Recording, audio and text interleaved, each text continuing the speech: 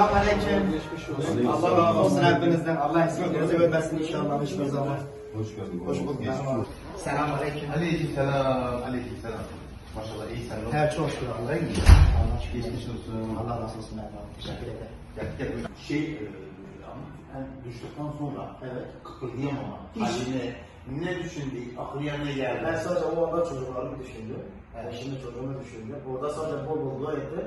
Sesimi yukarı bildiriyordum. Orada sadece nasıl o kadar derinlik var benim ağzımla şey arasında, boru arasında orada nefes alıyordum.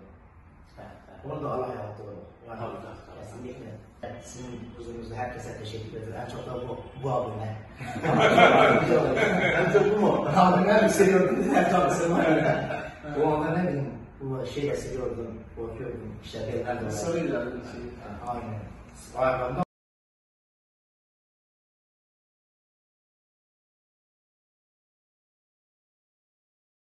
Sen şimdi gördüğümde bile çok sevmişsin. Tabii de. Geçmiş olsun. Sağ olun. Sırtında ekliyoruz. Teşekkür ederim. Allah razı olsun. Teşekkür ederim. Sağ olun. Abi sırtına bir Sağ olun.